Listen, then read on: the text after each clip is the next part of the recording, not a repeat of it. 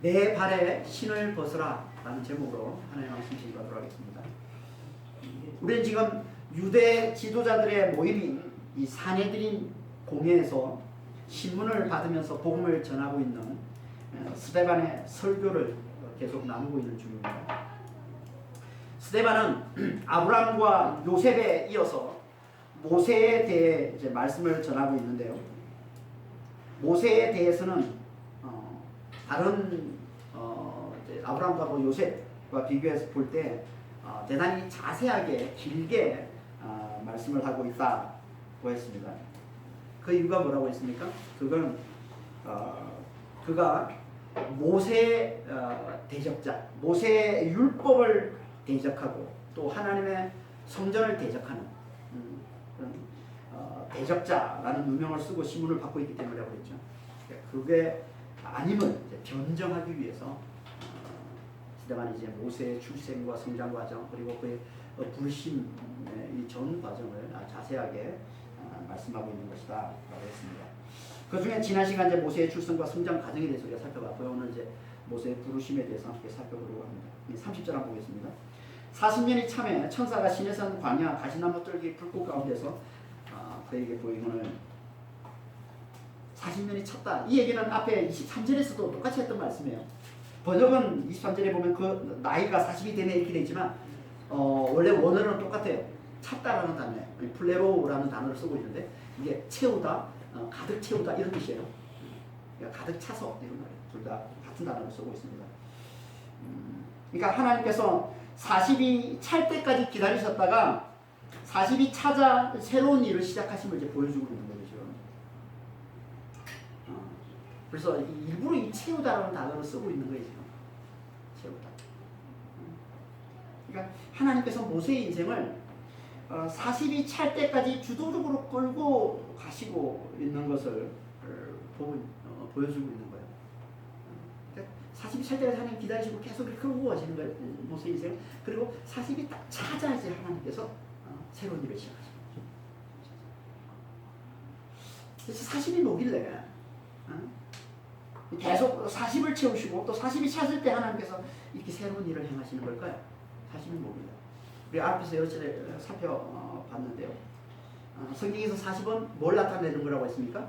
한 세대를 나타내는 거예요. 그러니까 인생의 한 생애. 좀 더 정확히 말하면 인간의 이 세상살이 더 정확히 말하면 하나님의 사람이 이 세상에서 환난을 겪으며 믿음을 양육받는 기간을 나타내는 단어가 이게 40이에요. 하나님의 사람이 이 세상을 살면서 환난을 겪고 양육받는 이 세상살이가 그거거든요. 세상살이가 환난을 겪으면서 믿음을 양육받는 기간이에요. 이 세상살이가. 그걸 나타내는 상징적으로 나타내는 숫자가 바로 40이라는 거예요. 그래서 성경에서 40이라는 단어는 항상 어떤 의미가 자주 쓰이냐면 광야, 뭐 환난, 금식, 홍수, 뭐 양육 이런 단어가 자주 같이 쓰이는 거예요, 사실. 그래서 광야 생활 한 40, 광야 생활 항상 40년 뭐 해요. 40년을 광야 생활해요. 40일을 하든지, 40년을 하든지. 모세는 40년 광야 생활하고 이스라엘에서 40년 광야 생활하죠. 엘리야도 광야 생활을 합니다. 40일 동안. 엘리야. 광야를 지나 40일간 밤을 지나서 시내산에 도달했다는 말씀이 이제 열왕기상 19장에 보면 나오죠. 그리고 노아의 홍수 때 그럼 하늘에서 비가 내리는데 홍수를 일으키는데 얼마 동안 비가 내립니까? 40일을 내립니다. 홍수예요. 그러니까 환난을 나타내는 세상의 환난을 나타내는. 그리고 신명기 25장에 보면요. 사람을 칠 때 몇 대까지가 칠 수 있습니까? 40까지는 치려니와 40대를 치게 돼 있어요. 사람을 데리고. 그리고 재밌는 건 사무엘상 17장에 보면 이제 골리앗이 이스라엘 백성들을 괴롭히는 이야기가 나옵니다. 그러니까 다윗이 나타나서 이제 골리앗을 물치는 얘기가 나오죠. 근데 얼마 동안 괴롭힙니까? 골리앗이 40일을 괴롭혀요. 그리고 다윗이 등장해서 골리앗을 심판하게 되죠. 그런 내용들 보면 참 재밌지 않습니까, 사실? 그리고 엘리야가 광야에 40일을 있는 동안 하나님이 어떻게 하십니까? 까마귀를 보내서 양육하시죠. 40일 동안.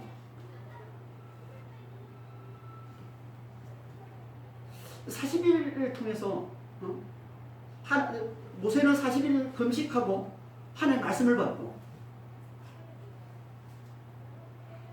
예수님은 40일 금식하시면서 마귀에게 시험을 당하고 하나님의 말씀으로. 예수님이 부활하시고 난 다음에 제 아들과 함께 하시면서 제 아들 양육하시는데 얼마 동안 양육하십니까? 40일 동안 양육하세요. 그러니까 이 40이라는 이 숫자가 정확 보면 같은 의미를 담고 있는 거예요. 지금. 하나님의 사람이 이 세상에서 환난을 겪으며 양육받는, 믿음을 양육받는 이 기간을 나타내는, 하나님의 백성들의 이 세상살이를 나타내는, 이 상징적으로 나타내는 숫자가 40입니다.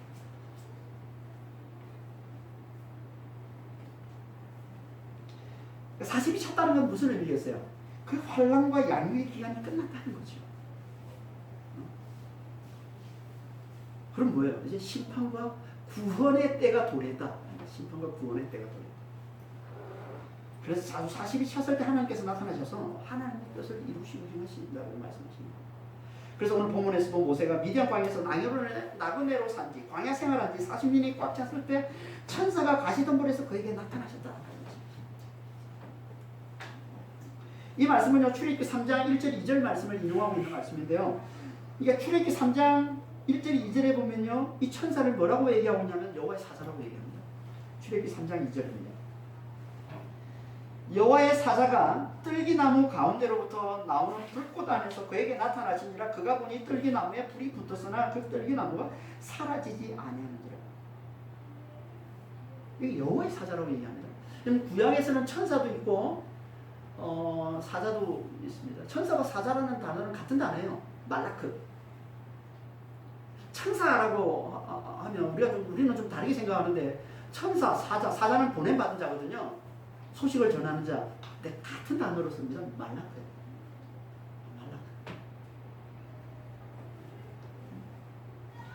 그러니까 구약에는 천사도 있고 여호와의 사자도 있습니다. 그 천사 중에 여호와의 사자가 있는 거예요.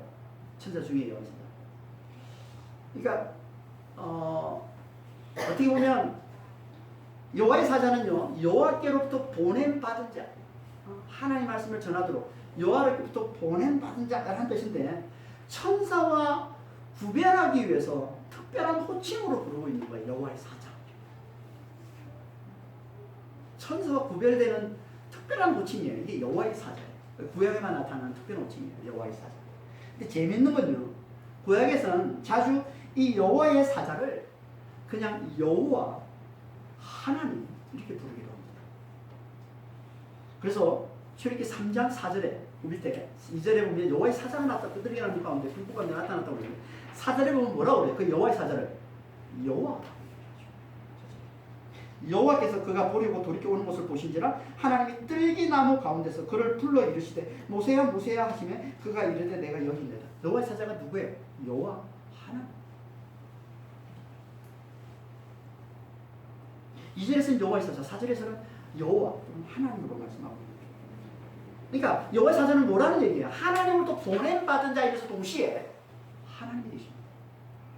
여호와로부터 보냄받은 자이면서 동시에 여호와가 되십니다. 그분이 누군가요? 하나님으로부터 보냄받은 자이면서 동시에 하나님이 되시는 분, 그분이 누구예요? 한 번밖에 없습니다. 그분이 누굽니까? 성자 하나님 예수 그리스도죠.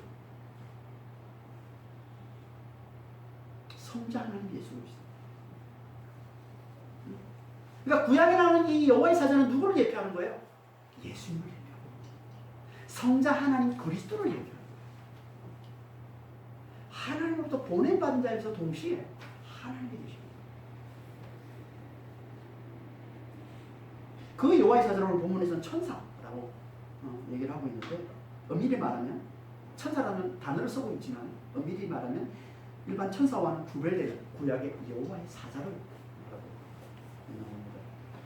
그래서 오늘 본문에서도 31절 32절에 보면은 이 천사를 뭐라고 또 불러요?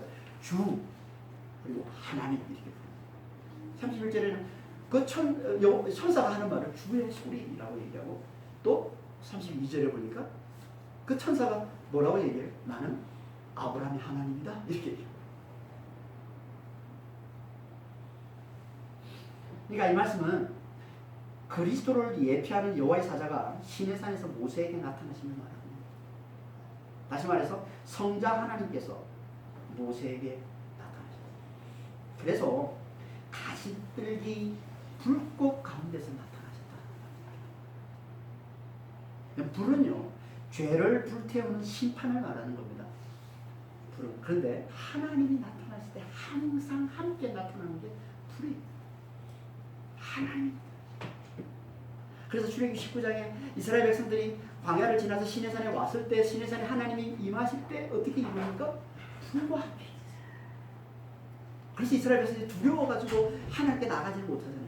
불과 함께 임합니다. 천둥도 치고 지진도 일어나고 땅이 흔들리고 그리고 나팔 소리도 나고, 그러면서 불과 함께 임하죠. 죄를 불태우는 불. 우리가 앞에 살펴봤지만 사도행전 2장 1절에 성령이 임하실 때도 마찬가지다. 성령 하나님이 임하실 때도 뭐와 함께 임하십니까? 바람 같은 바람 같은 소리, 바람이 휘몰아치는 것 같은 소리와 함께 불의 혀가 각 사람 위에 임하는 걸 볼 때, 그때 성령이 마르다라 방에 충만하게 임했다. 불의 혀 같은, 불이 함께 임하는 거예요. 성령이 임하실 때도, 하나님이 임하실 때, 하나님이 임하실 때는 항상 불이 함께 임하는 거예요. 그래서 성자 하나님이 임하실 때도 불과 함께 임하는 거예요. 불꽃 가운데 임하는 거예요. 무슨 말이에요? 절대 하나님과는 죄와 함께 있을 수가 없다는 거죠. 죄가 주는 하나님과 함께 있을 수가 없다는 거죠. 그걸 말씀. 그래서 항상 하나님이 임하실 때 불과 함께.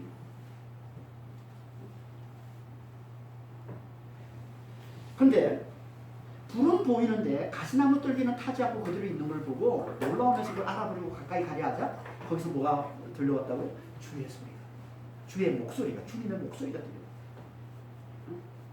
그리고 모세에게 말씀하시더라고요. 그걸 오늘 본문에서는 이제 세 가지로 말씀드렸어요.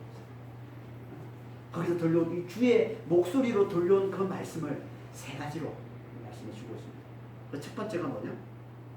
이름, 하나님의 이름. 하나님의 이름을 말씀해 주십니다. 그게 32절 말씀이죠. 나는 내 조상의 하나님 곧 아브라함과 이삭과 야곱의 하나님이라 하신데 모세가 무서워 감히 바라보지 못하더라.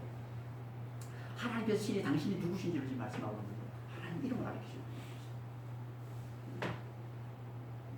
하나님 누구시다? 나는 아브라함과 이삭과 야곱의 하나님이다. 이 말이 무슨 말일까요? 모세에게 나타나셔서 나 아브라함과 이삭과 야곱의 내 조상의 하나님이야. 뭘 얘기하는 거야 이게? 이건 하나님께서 당신을 언약을 기억하는 하나님으로 나타내시기 위해서 친히 전하신 호칭이에요. 이 호칭을 통해서 하나님께서 뭘 나타내시냐면 나는 언약을 기억합니다.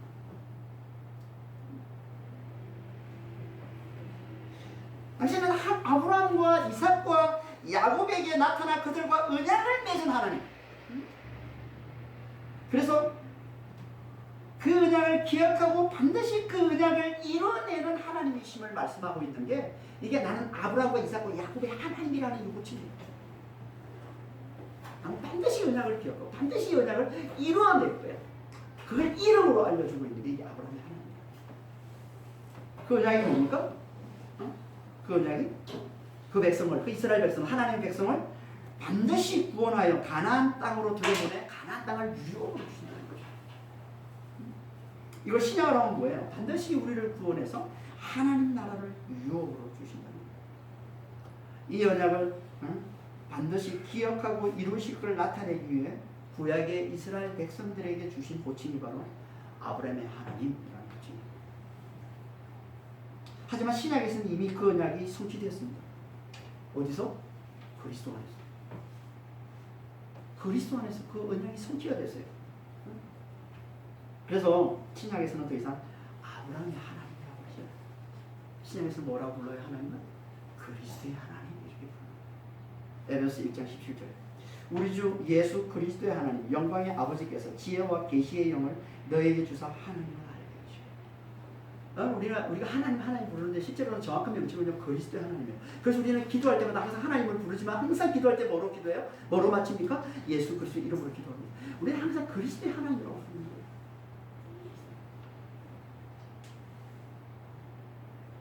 그러니까 하나님은 구약에서는 아브라함의 하나님을 부르면서 언약을 간절히 구하기를 이스라엘 백성들에게 그 아브라함의 하나님 그 이름을 가르치시고 그 이름을 붙들고 그 이름을 의지해서 하나님께서 반드시 그 언약을 이루어 주시기를 간절히 구하는 자가 되기를 원하신 것이고, 신앙을 사는 우리에게는 그리스도의 이름을 그리스도의 하나님이라고 부르면서 하나님께서 그분 안에서 성취하신 그 언약, 그 하나님 나라를 누리며 사는 자가 되기를 원하시는 거예요. 늘 그리스도의 이름을, 그리스도 하나님이라는 이름을 부르면서, 그리스도의 하나님이라는 이름을 부르면서 그 그리스도 안에서 이루신 그 언약을, 그 하나님 나라를 우리가 누리며 사는 자가 되기를 원하시는 거예요. 그래서 이름을 우리에게 주시는 거예요. 이름을 부르라고 주시는 거예요. 이름을 부르라고. 그렇게 언약의 하나님을 간절히 의지할 때 하나님께서 언약을 이루시게 나타나신다. 그래서 34절에서 이스라엘 백성들의 부르짖음을 듣고서 그들을 구원하기 위해 하나님께서 그들을 구원해낼 자 모세 앞에 나타났다라고 얘기하는 겁니다. 34절에 그 부르짖음을 듣고서 하나님 나타나시는 거거든요. 그러니까 하나님의 이름을 간절히 부르는 거예요. 하나님을 간절히 찾는 거예요. 그리고 하나님을 간절히 찾는 자 하나님께서 나타나셔서 구원해 주시는 거예요. 그러니까 우리가 그리스도의 하나님을 간절히 찾는 거예요. 우리가 그 그리스도 하나님의 이름을 간절히 부르고 그 하나님 간절히 의지할 때 그 그리스도 안에서 우리는 그 구원을 누리며 살게, 그 하나님 나라를 성령 안에서 누리며 살게 되는 거예요. 그러니까 열심히 좀 부르세요. 그리스도의 하나님.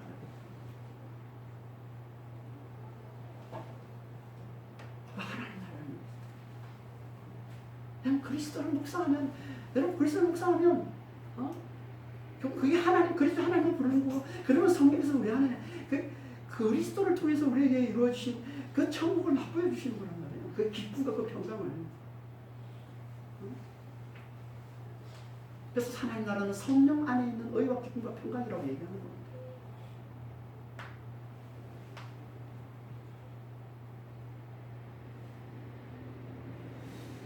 이렇게 모세에게 하나님이 나타나신 거예요. 그 부르심, 하나님의 이름을 간절히 부르는 그 부르심을 하나님 들으시고 그들을 구원하시기 위해서 구원해낼 자 모세 앞에 나타나신 거죠. 그때 모세가 어떻게 반응합니까? 어떻게 반응이 되어 있습니까? 32절의 끝에 보니까 모세가 무서워 감히 바라보지 못하더라고요. 이게 창조주 하나님을 제대로 알아보고 그 앞에 선 이 죄인된 피조물의 정상적인 반응이에요. 하나님이 나타나시면 우리는 그 앞에 죽은 자같이 두려움의 얼굴을 뜨는 게 정상일 겁니다. 이게 피조물이에요. 죄인된 피조물이에요. 그래서 하나님의 영광을 볼 때 이사야가 어떻게 반응합니까? 하나님의 영광이 나타날 때 이사야가 뭐라고 그래요? 화로다. 이제 망했다. 이제 죽었다. 이게 이사야 6.5절 말씀이잖아요. 그 사도 요한이 그리스도의 영광이 자기 눈앞에서 나타나니까 사도 요한이 어떻게 반응합니까? 죽은 자같이 엎드렸다 그러죠. 죽은 자같이 엎드렸다. 계시록 1장 18절 말씀이죠.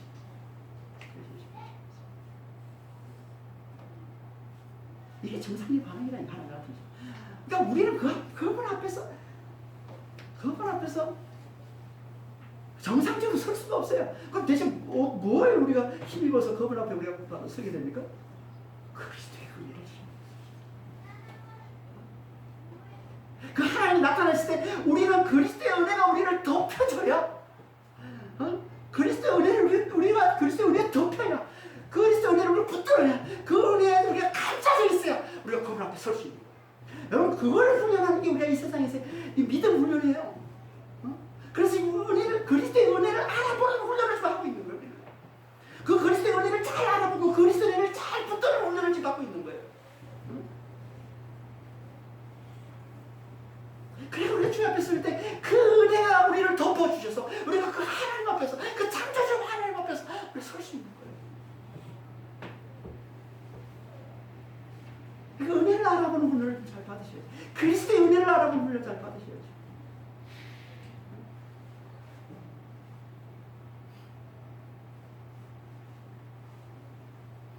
하나님께서 모세에게 나타나서 주셨던 두 번째 말씀은요, 거룩입니다. 거룩. 4절 말씀입니다. 거룩하라. 주께서 이르시되 내 발의 신을 벗으라. 내가 서 있는 곳은 거룩한 땅입니다. 모세가 서 있는 그곳이 거룩한 땅이다. 그것이 왜 거룩한 땅입니까? 왜 모세가 서 있는 곳? 그것이 하나님 계시기 때문에. 그게 뭐 옛날부터 계속 거룩한 땅으로 하는 게 아니에요. 거기는 뭐 양치기들이 얼마든지 왔다 갔다 할 수 있는 그런 곳이에요. 근데 지금 그때 모세가 서 있는 지금 현재입니다. 지금 거룩한 땅이다라는 단어가 현재 계속 들어간 땅이었다가 아니에요. 그 앞에 있는 단어는 모세가 서 있는 단어는 현재 완료예요. 계속 서 있어 왔던 계속 있어 왔던 걸 얘기하는 거고. 그리고 땅이다라는 단어는 현재입니다. 지금 거룩한 거예요. 모세가 서 있는 지금. 왜? 그게 하나님 함께 하시고 하나님 함께 하시고 하나님이 함께 하시는 것이 거룩한 땅이다. 그게 어디든 그게 광야든 그게 뭐 시내 산이든 그게 어디든 간에 하나님이 계신 것 하나님이 함께 하시는 것 그것이 거룩한 땅. 하나님은요 어느 특정한 곳에만 계신 분이 아니고요. 그분은 어느 곳에도 계실 수 있는 분이에요. 그 어느 곳이든 그분이 계신 그곳이 거룩한 땅. 스데반이 이걸 처음부터 계속 강조합니다. 처음부터 계속. 그래서 아브라함이 하나님을 어디 찾았다고 그래?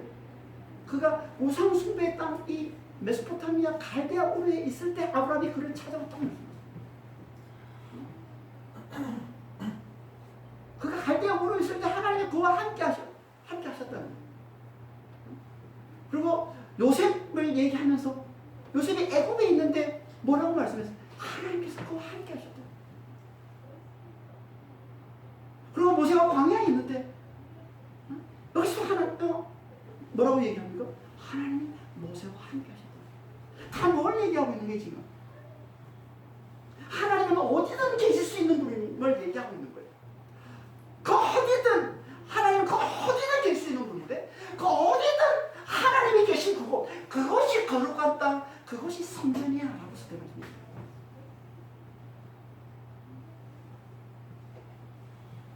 성전은 절대 눈에 보이는 어떤 특정한 장소가 한 장소가 아니라고요. 너희가 지금 그토록 간절히 붙들고 있는 그래서 나를 지금 정지하고 있는 이 예루살렘 건물 이게 성전이 아니라고 지금 얘기하고 있는 거예요. 아브라함을 예로 들어서 요셉을 예로 들어서 지금 모세를 예로 들어서 그가 갈대아 우르에 있을 때 그들이 애굽에 있을 때 그들이 광야에 있을 때 하나님이 그와 함께 하셨다고 얘기하면서 그곳이 거룩한 땅이라고 얘기하면서 하나님이 계신 곳이 거룩한 땅이지 너희가 지금 떠받들고 있는 이 예루살렘 건물 이게 진짜 거룩한 땅 성전이 아니라고 지금 스데반이 고발하고 있는 거죠. 그래.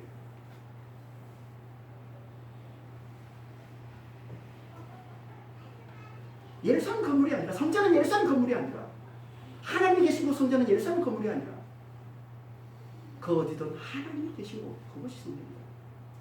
이건 예수님이 하셨던 말씀입니다. 그래서 요한복음 4장 21절 23절에 예수님이 이렇게 말씀하시는 거예요. 예수께서 이르시되 여자여 내 말을 믿으라. 이 산에서도 말고 예루살렘에서도 말고 너희가 아버지께 예배할 때가 이르리라. 아버지께 참되게 예배하는 자들은 영과 진리로 예배할 때가 오나니 이때라 아버지께서는 자기에게 이렇게 예배하는 자들을 찾으시는 거예요. 성전은 뭐라는 거예요?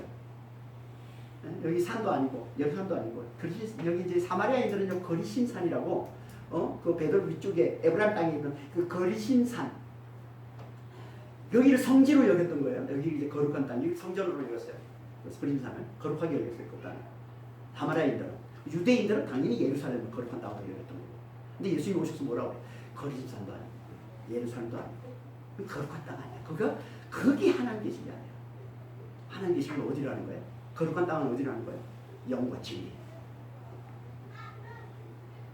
영과 진리.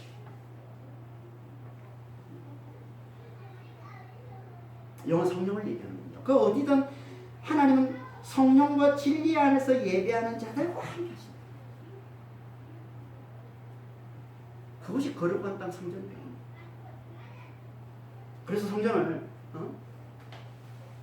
성전을 뭐라고 얘기합니까? 성령이 계신 곳이 성전이다 이렇게 얘기하죠. 고린도전서 3장 16절에 너희는 하나님의 성전인 것과 하나님의 성령이 너희 안에 계시는 것을 알지 못해. 성령이 계신 곳이 성전이에요. 거룩한 땅이에요. 성전이에요. 그러니까 하나님의 함께 하시는 하나님이 계시는 거룩한 땅 성전이 되는 조건은 뭐라는 겁니까?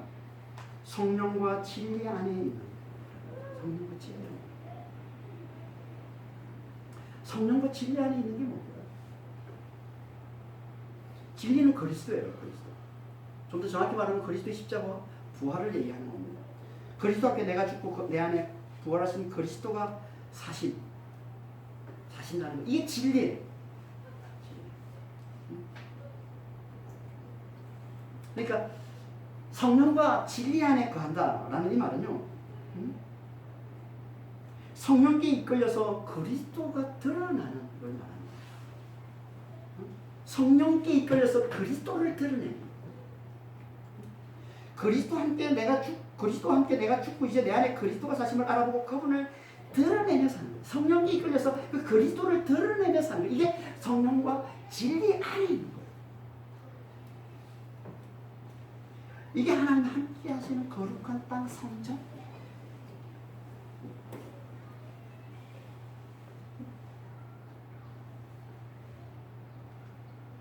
이걸 오늘 본문에서 성령과 이 진리 안에 거하는 거예요. 성령께 이끌려서 그리스도를 드러내는 삶을 사는, 그게 하나님 함께 하시는 거룩한 땅 성전이 되는 건데, 이걸 오늘 본문에서 뭐라고 말씀하고 있습니까?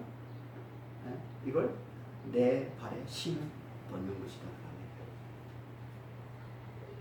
내 발에 신을 벗는 것이다. 다시 말해 신을 벗어야 살아갈 수 있는 게 이게 성령과 진리 안에서 살아가는 삶이에요. 신을 벗어야 살아갈 수 있는 거예요. 그러니까 신을 벗는 게 성령과 진리 안에서 살아가는 삶이에요. 성령이 이끌려 그리스도를 드러내는 삶을 사는 거예요. 신을 벗어야 돼요. 대체 신을 벗는 게 뭐길래? 구약에는 신을 벗는 이야기가 여러 번 나옵니다. 신을 벗는 이야기.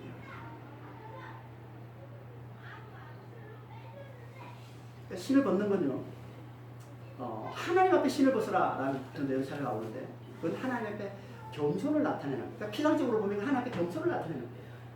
보통 이제 주석을 다는 해석하는 사람들은 다 그렇게만 해석하죠. 하나님 앞에 겸손을 나타내는 거다. 근데 또 다른 어떤 의미를 담고 있는 경우도 많이 나오는데, 주로 어떤 의미를 많이 담고 있냐면요, 멸망과 포로됨, 노예됨의 이 수치, 이 슬픔을 나타내는 표현으로 신을 벗는다는 표현을 많이 하고요. 또 자기 권리를 포기한다는 의미를 담아서 나타내는 표현이 또 신을 벗는다. 제가 몇 군데만 보겠습니다. 사무엘하 15장 30절에 보면 다윗이 이제 아들 압살롬에게 아들 압살롬의 반역으로 쫓겨나죠. 쫓겨나면서 도망치면서 이제 감난산으로, 예전 쫓겨나서 뒤에 감난산이잖아요. 감난산을 올라가는 모습을 하는 거예요. 울면서 지금 올라오고 있는데 뭐예요? 맨발.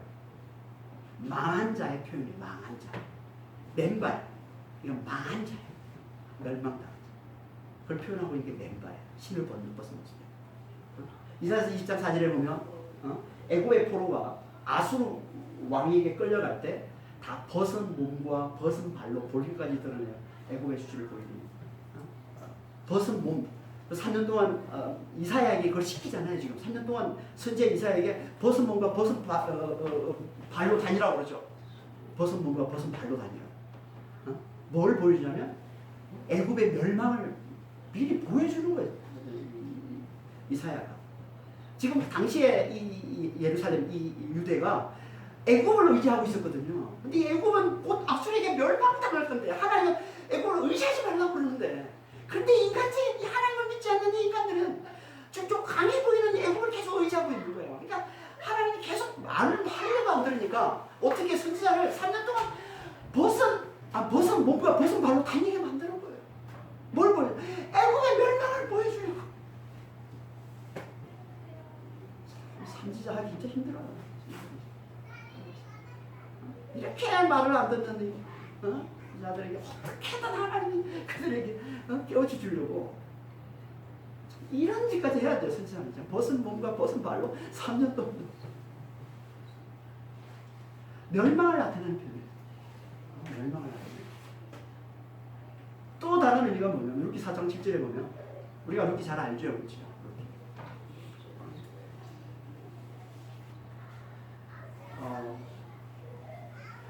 룻이 가난하잖아요. 나오미 가난한 이 나오미의 며느리잖아요, 룻이. 근데 이제 며느리 시어머니를 너무 잘 들어. 시어머니를 믿는 하나님이 내 하나님입니다. 그래서 정말 시어머니를 위해서 결국 시어머니가 믿고 있는 그 하나님, 그 여호와 하나님 철저하게 복종하는 모습으로 나타난 자가 룻의 모습이거든요. 근데 이제 이 룻이 보아스를 만나게 되죠. 그리스도를 예표하는 거예요, 보아스는. 보아스를 만나게 되는데 이 보아스가 그러니까 룻과 맺어지면 좋겠다는 게 나오미 생각이에요. 그냥 먼치적거리고 그 당시는 이제 남편이 죽은 여자가 남편의 기업을 계속 이으려면 누군가가 그 여자를 아내로 취하면 되는 거예요. 누군가 그 여자를 아내로 취해주면 그 기업이 계속 이어지는 겁니다. 그 기업. 그게 생명을 이제 비유하는 거예요. 그 기업이, 그 기업이. 근데 보아스가 이어져야 되는데 실제로는 우선순위가 누구에 있냐면 다른 친척이 있어요. 그러니까 룻과 이 나오미와 더 가까운 다른 친척이 있는 거예요. 그 친척이 권리를 포기해야 보아스에게 그 권리가 넘어가는 거예요. 그 권리를 포기하는 의미가 뭐냐면 신을 던지는 거예요. 신을 돕는 거예요. 신을 벗으면 뭐냐면 권리 포기해. 내 재산권 내가 포기한다. 내 권한 내가 포기한다. 권리 포기해. 자기 권리를 포기하는 의미가 신을 벗는 거예요. 그러니까 멸망당한, 노예된, 포로된 자기 권리 포기 다 같은 의미를 품고 있는 거지 지금 이게. 이게 신을 벗어요.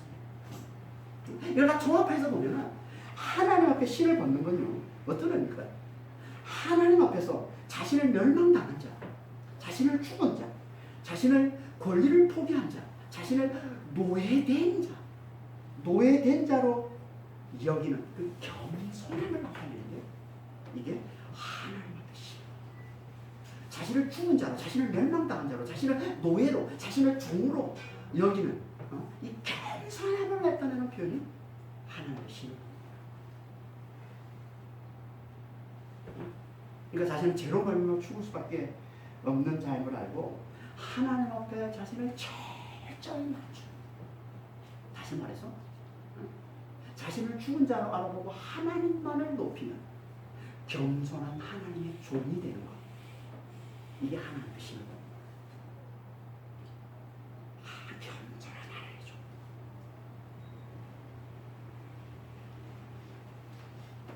그러면 하나님께서 그걸로 뭐로 받으신다? 하나님 앞에 거룩한 자로 받으신다. 그러면 그걸 거룩하신 하나님께서 그와 함께 하십니다. 그러면 그게 성령께서 함께 하셔서 그리스도만을 드러내는 삶을 살게 주시는 거예요. 이게 신을 되는 거예요. 하나님 앞에 겸손한 하나님의 종이 되는 거예요. 자기를 철저히 죽은 자, 자기를 죽은 자로 알아보고 오롯이 하나님만을 높이는 겸손한 하나님의 종. 그래서 성경에 자주 나오는 하나님 비천한 자를 높이시고 하나님 겸손한 자를 은혜 베푸시고 구원해 주시고 하는 이 모든 표현들이 다 이걸 비유로 구약에서 말씀하고 있는 게 이게 신을 벗는 거예요. 하나님의 신을 벗는 거예요. 하나님의 철저히 낮은 자, 하나님의 철저히 자기를 낮추며 자기를 죽은 자로 알아보고 오직 하나님만 오롯이 하나님만 높이는 자 같으면 하나님께서 그를 거룩하게 해주시고 하나님께서 그와 함께 해주시고 하나님께서 그를 축복해 주시고 늘 성령으로 함께 하셔서 그의 삶 가운데 하나님 놀라운 구원을 베풀어 주신다. 이게 내 발에 신을 벗어라는 의미입니다. 하나님은요 광야 40년이 찾아 광야 40년을 산 모세를 하나님이 기다리셨다가 그 40년이 꽉 찾아 환란과 이 양육의 기간이 이 40년이 꽉 찾아 하나님께서 모세를 찾아오셔서 이걸 말씀하시는 거예요. 내 발의 신을 벗어라. 무슨 말이라고? 자신을 죽은 자로 알아보고 하나님만을 높이는 겸손한 하나님의 종이게. 겸손한 하나님의 종. 이 말은 무슨 말이에요? 이 말은 이런 말인 거예요. 이를 위해서 하나님께서 그를 광야에 살게 하셨다. 광야 40년을 통해서 하나님께서 그를 가르치고 깨우치고 훈련하신 게 이거란 말이에요. 하나님의 신을 벗는지, 하나님께서 자신을 죽은 자로 알아보고 하나님만을 오롯이 높이는 겸손한 하나님의 종이 됩니다. 이걸 가르치고 깨우치고 훈련하시고 이게 광야사십니다. 이걸 좀 더 구체적으로 말씀해주고 있는 게 이스라엘 백성들의 광야사십니다. 하나님은요,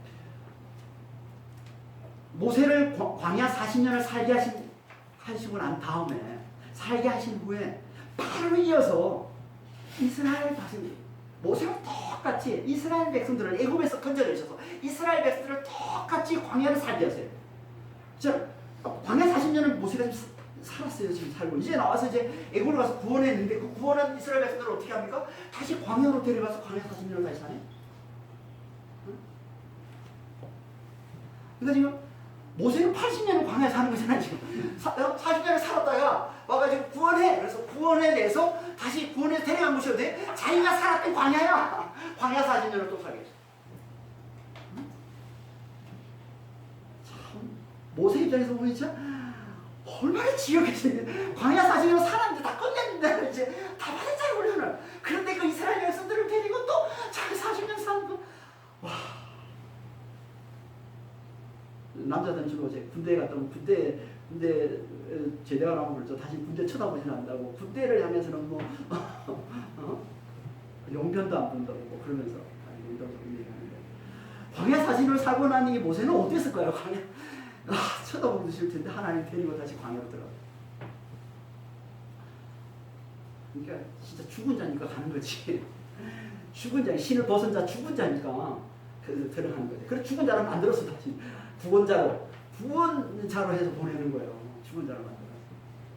그런데요, 이스라엘 백성들을 광야 40년을 살게 하시는데 그 목적을 하나님이 뭐라고 말씀하시죠?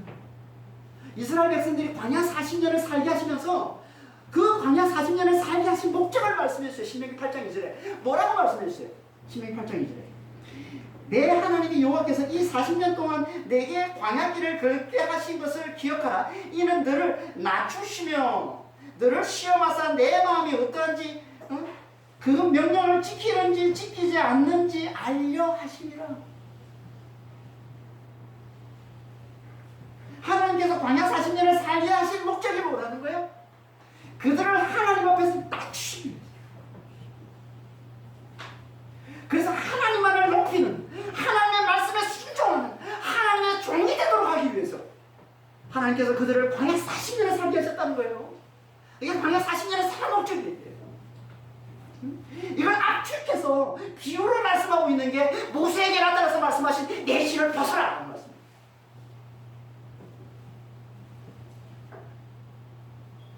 그러니까 모세의 광야 40년은요, 이스라엘 백성들의 광야 40년을 예표로 보여주는 거예요. 모세가 광야 40년이 찾아 그 발에 신을 벗은 것처럼 이스라엘 백성들도 광야 40년이 찰 때 그 발에 신을 벗게 될 거라는 거예요. 예표로 보여주는 거예요. 그래서 모세를 미리 보내서 그걸 살게 하고, 예표로 이스라엘 백성들, 진짜 하나님의 관심은 이스라엘 백성들인데 그걸 미리 예표로 모세에게 살게 하시고 사셨습니다. 그리고 모세가 이거 그 이스라엘 백성들을 데리고 와서 그 광야에서 그 삶을 살게 하는 거예요. 모세가 광야 40년이 찾아 그 발의 신을 벗은 것처럼 이스라엘 백성도 광야의 40년이 찰 때 그 발의 신을 벗게 될 거라는 거예요.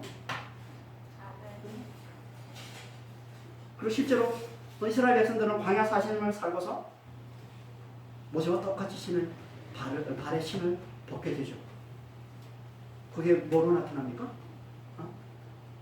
죄로 가득한 1세대 60만이 죽고 죄가 없는 2세대 육신만으로 다시 살아나서 가나안 땅으로 들어가는 모습입니다. 하나님의 대적자들이었던 1세대 60만이 죽고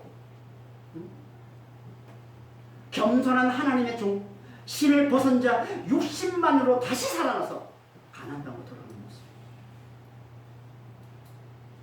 어떻게 60만이 죽고 60만이 다 살아납니까? 성경을 읽으면 그런 거에 대해서 궁금해해야 되죠.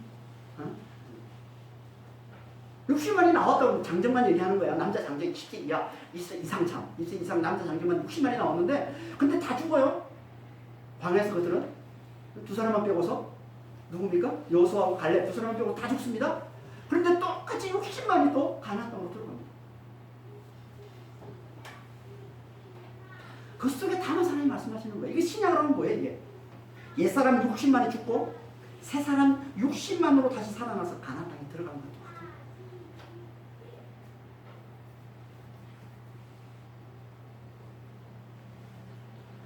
이는 또 그대로 우리에게도 예표가 돼서 그대로 우리에게도 예표가 돼서 종말의 세상에 광야 40년을 섰을 때 지금 우리는 광야 40년을 살고 있는 거예요.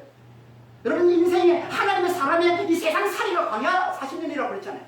우리는 광야 40년을 살고 있어요. 우리는 다 그리고 광야 40년 찹니다. 모세가 찼을 때 신의 발에 신을 벗은 것처럼 이스라엘 백성들이 광야 40년을 찼을 때 그들의 발에 신을 벗은 것처럼 우리도 반드시 이 광야 40년이 찰 때가 옵니다. 차는 그날 우리도 발에 신을 벗게 된다는 거예요. 우리도 우리의 이 발에 신을 벗고 우리가 새 사람이 되어서 겸손한 하나님의 종이 되어서 우리가 다 새하늘과 새 땅에 들어가게 될 걸 미리 예표로 보여주는 게 이게 모세 이야기, 이 이스라엘 백성들의 광야 40년 이야기라는 거예요.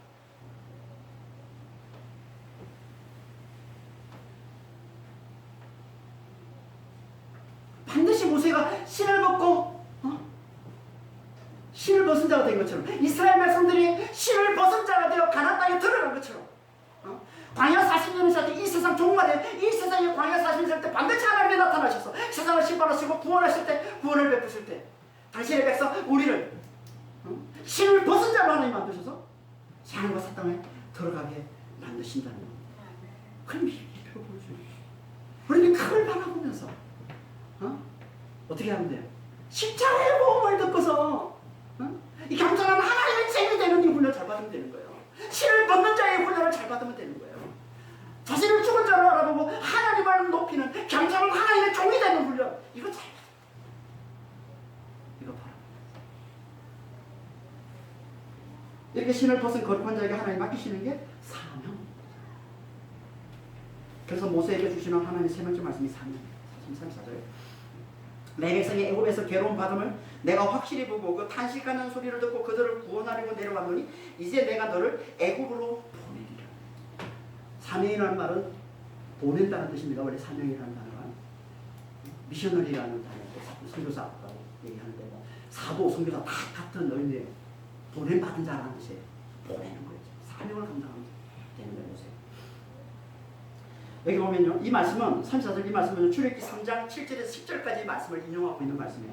거기 보면은 하나님께서 이스라엘이 애굽에서 당하는 그 괴로움, 고통, 근심, 그 학대를 확실히 보았대요. 보고 보았다. 같은 단어를 두 번 쓰는 건요, 반복을, 강조를 나타내는 히브리식 표현입니다. 그래서 동사 두 개 반복했어요. 확실히 봤다.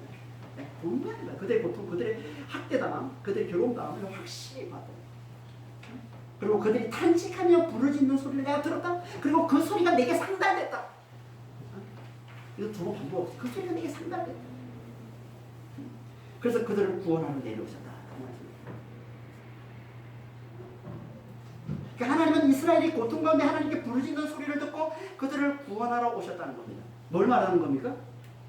하나님은요, 우리가 세상의 환난을 통해 하나님을 간절히 찾고 의지할 때, 하나님의 이름을 간절히 부를 때, 그때 우리를 구원해 주신다. 아니면 우리를 구원해 주지 않는다는 거예요. 왜요? 그래요. 우리가 간절히 하나님을 찾고 의지할 때, 간절히 하나님의 이름을 부를 때 하나님 우리를 구원해 주셔야만, 우리가 하나님의 은혜를 제대로 알아보고 하나님을 하나님으로 의지하며 하나님을 하나님으로 부르며 하나님을 하나님으로 높이며 하나님을 예배하며 하나님을 찬송하며 하나님께 영광 돌리며 살 수 있기 때문에 그런 거예요. 그게 아니면 우리는 계속 자기를 자랑하고 하나님을 무시하고 하나님을 대적하며 살아갈 수밖에 없기 때문에 그런 거예요. 이게 아니면 이게 우리의 죄성인 거예요. 우리의 죄성.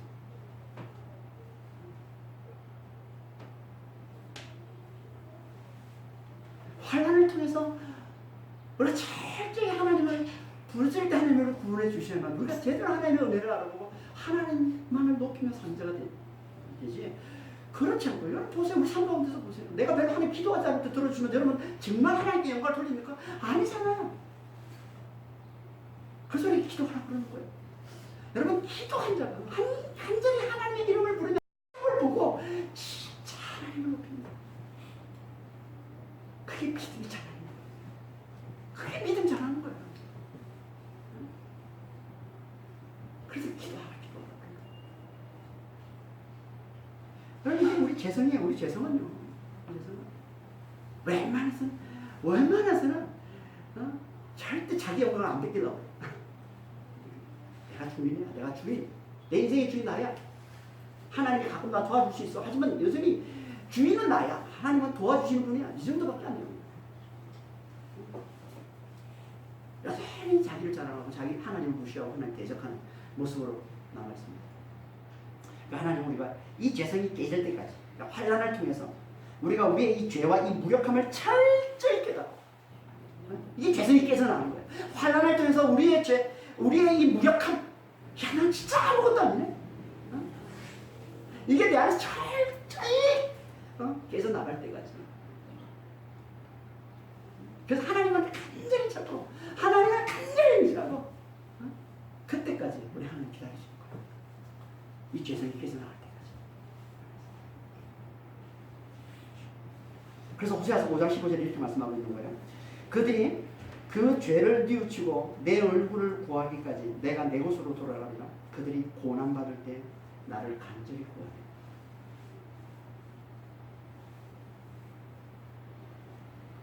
그렇게 하나님을 간절히 찾는 자들만 하나님은 구원을 베풀어 주신다. 누구를 통해서? 누구를 통해서? 신을 벗은 자 모세를 통해서. 신을 벗은 자 모세를. 하나님 자신을 철저히 낮추고 오직 하나님만을 높이는 겸손한 하나님의 종이 된 이 모세를 통해서 하나님께서 구원을 베풀어 주신다.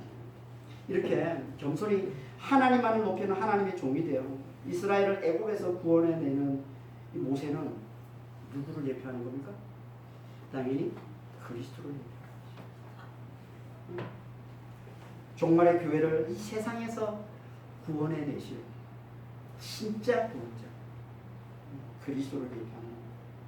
그래서 그리스도께서도 오셔서 어떻게 당신 백성들 교회를 구원해내십니까?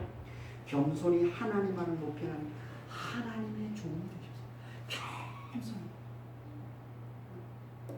철저히 자신을 죽여 오직 하나님만을 높이는 겸손한 종이 되셔서 우리를 보내십니다. 그게 뭐예요? 그게 십자가. 그게 십자가. 빌립보서 2장 6절 8절입니다. 6절에서 8절. 그는 근본 하나님의 본체시나 하나님과 동등됨을 취할 것으로 여기지 아니하시고 오히려 자기를 비워 종의 형체를 가지사 사람들과 같이 되셨고 사람의 모양으로 나타나서 자기를 낮추시고 죽기까지 복종하셨으니 그 십자가의 죽으심. 그러니까 십자가는요 하나님의 아들 그리스도께서 하나님의 뜻을 쫓아 우리를 구원하시기 위해 하늘에서 내려와 죽기까지 자신을 철저히 낮추신 온전한 겸손, 온전한 신벗음, 그러니까 신을 벗음의 완성이 되는 거예요. 이게 십자가예요. 신을 벗음의 완성, 온전한 겸손, 겸손의 완성. 이게 십자가. 하나님 이게 온전한 겸손으로 오시는 거예요. 이게 온전히 신을 벗은 자로 오시는 거예요. 신을 벗은 것으로. 그래서 하나님은 이걸 통해서만 당신의 백성들을 구원해내신다는 거예요. 이걸 알아보고 그리스도께서 나를 품으시고 하나님의 뜻을 쫓아서 이 땅에 오셔서 죽기까지 철저히 복종하심으로 나를 부으시고 죽으시고 살아나신 것을 알아보고 그걸 믿는 자들. 그래서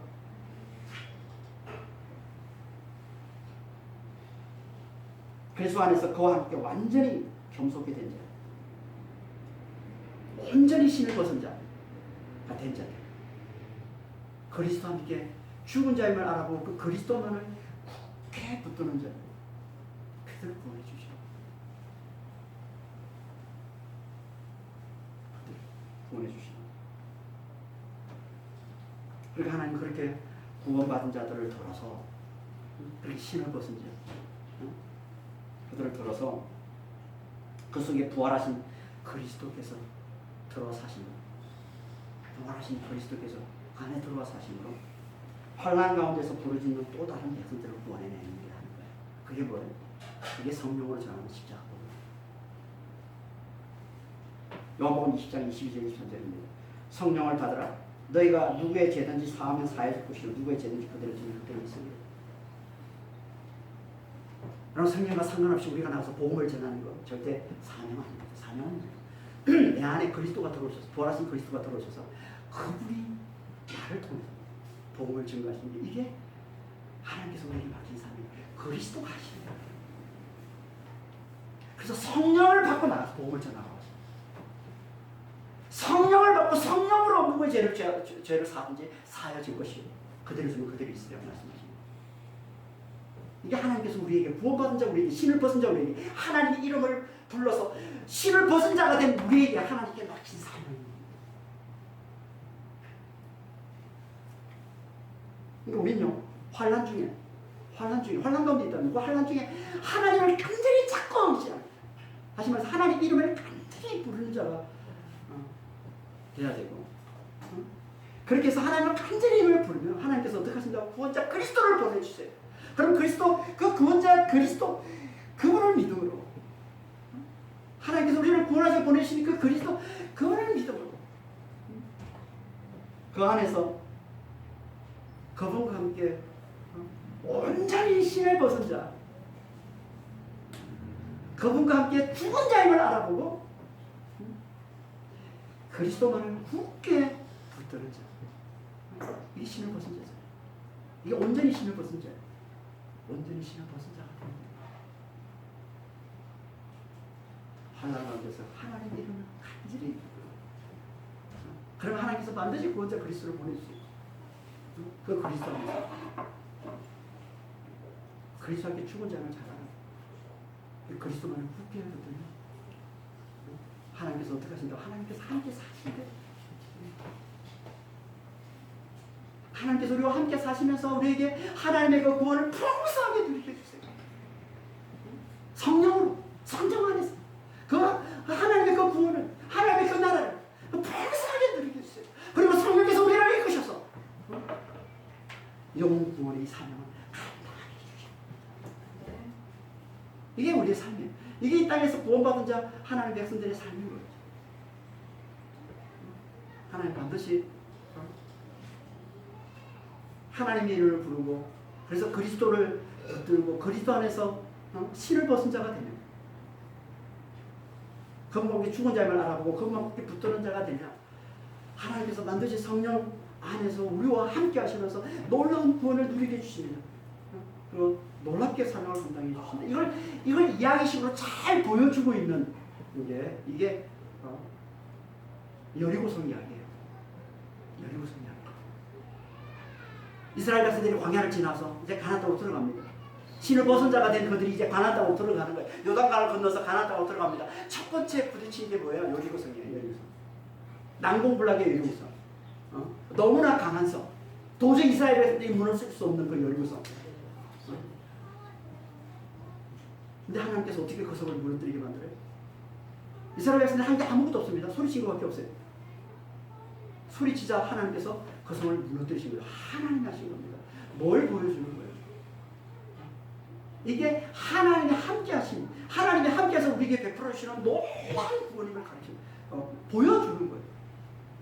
그 가나안 땅은 하나님이신 것이고 하나님이 다스리는 것이고 하나님이 함께하시는 것인데, 하나님이 함께하시는 자에게 주어지는 놀라운 구원이 무엇인지를 다 보여주신 거예요. 그냥. 들어가자마자 가나안 땅에 들어가자마자 그걸 보여주신 거예요. 이게 놀라운 거예요. 나와 함께하는 자, 내가 있는 곳에 함께하는 자는 내가 베푸는 이 놀라운 구원을 누리며 살게 될 것이야. 이걸 여리고서 전투를 통해서 보여주신 거예요. 이스라엘 백성이 한 게 뭡니까? 이스라엘 백성이 그 앞에서 한 것 하나밖에 없습니다. 아니 두 가지예요. 정확히 말하면 두 가지인데 핵심을 말하면 한 가지예요. 그게 뭡니까? 여리고서 전투 이야기가 여호수아서 6장 이야기입니다. 6장 이야기 전체가 여리고서 전투 이야기고요. 그 앞에 5장에 하나님께서 이스라엘 백성들에게 찾아와서 두 가지를 말씀하십니다. 뭡니까? 이스라엘 백성들에게 할례를 행하게 하십니다. 여러분 할례는 뭐예요? 죽은 자는 고백하는 게 할례라고 그랬잖아요. 죽은 자는 고백. 생각없이 지금 여기서 전투를 앞두고 지금 싸워야 되는데 그 앞에서는 할례는요 움직이지를 못하는 거예요. 그거는. 그러니까 하나님에 대한 믿음이 없으면 나는 죽은 자요 하나님이 하시는 거다라는 하나님의 능력으로 사는 자라는 하나님의 은혜로 사는 자라는 이 믿음이 없이는 할 수 없는 게 할례입니다. 그러니까 믿음을 얘기하는 거예요. 하나님 전적으로 믿는 믿음. 그 할례를 행하게 하세요. 그리고 또 한 가지 이야기합니다. 그게 뭡니까? 그게 5장 15절.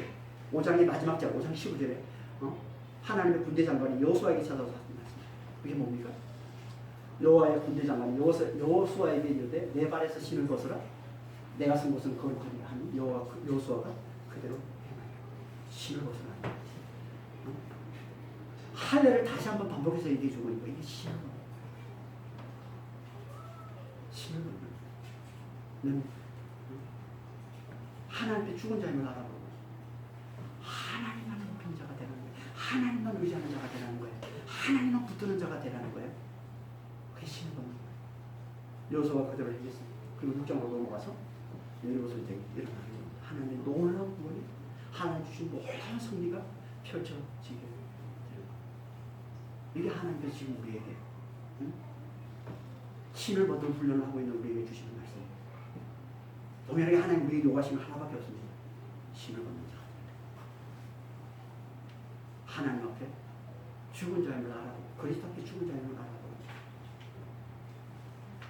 그리스도만을 굳게 붙드는 하나님만을 굳게 붙드는 하나님만을 높이는 겸손한 하나님의 존재. 그럼 하나님 책임지세요. 그럼 하나님께서 놀랍게 구원을 베풀어 주시면 그럼 하나님께서 놀랍게 승리를 가져다 주신다는 거예요. 그게 여리고 성 전투야. 하나님의 말씀, 신을 벗어난 이 말씀을 잘 새기셔서 하나님 우리에게 우리 삶 가운데서 주시는 이 신을 벗는 이 훈련을 좀 잘 받으셔서 그 신을 벗는 자가 잘 되시고 하나님의 놀라운 구원을 받아 누리는 자가 되시길 예수님의 주님 기도하겠습니다. 하나님 아버지, 하나님은 신을 벗은 자, 곧 그리스도 안에서 자신을 죽은 자로 알아보고 하나님만을 굳게 의지하는 겸손한 종.